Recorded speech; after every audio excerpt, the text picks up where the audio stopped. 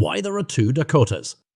The existence of two separate states, North Dakota and South Dakota, in the United States is rooted in historical, geographical, and political factors. The division of the Dakota Territory into two states, rather than a single entity called Dakota, was a result of a combination of considerations. The decision to create two separate states, North Dakota and South Dakota, rather than a single state called Dakota, was influenced by the desire of the territorial leaders to gain more congressional representation. By splitting into two states, they effectively doubled their representation in Congress. These two states were admitted to the Union on the same day, November 2, 1889, making them the 39th and 40th states respectively. The division was partly based on geographical features such as the Missouri River, but there were also political considerations at play. Number 1. Territorial division.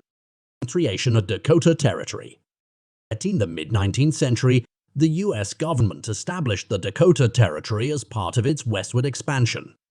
The vastness of the territory prompted discussions about its eventual division into smaller entities. Number 2. Geographical factors. Missouri River as a natural boundary. The Missouri River served as a significant geographical feature, influencing the decision to divide the territory. Dividing along the river provided a clear and natural boundary. Number 3. Rising political motivations. Desire for congressional representation. The leaders of the Dakota Territory sought increased political influence and representation in Congress. By splitting into two states, they could effectively double their representation. Number 4. The Dakota Admission Act. Simultaneous admission to the Union. The process of dividing the territory and admitting the regions as separate states culminated in the Dakota Admission Act of 1889. North Dakota and South Dakota were admitted to the Union on the same day, November 2, 1889. Number 5. Negotiations and compromises. Regional interests and identity. Different regions within the Dakota Territory had distinct economic and cultural interests. Negotiations and compromises were made to address regional concerns and identities. Number 6. Avoiding conflict. Preventing conflict over capital location. The location of the future state capital was a contentious issue.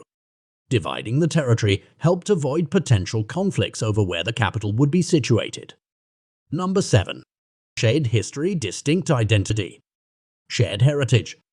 Despite the division, North Dakota and South Dakota share a common historical background, including Native American influences and early European settlement. Distinct identities. Over time, each state developed its own unique identity, shaped by its geography, economy, and demographic composition. Number 8. Economic and agricultural consideration. Economic interests. The economic interests of different regions played a role in the decision to create separate states. For example, agriculture was a crucial industry in both states. Number 9. Administrative efficiency. Efficient governance. Dividing the territory into two states allowed for more efficient governance. Smaller administrative units could respond more effectively to the needs of the local population. Number 10. Legacy and continued existence. The decision to have two states rather than one has left a lasting legacy.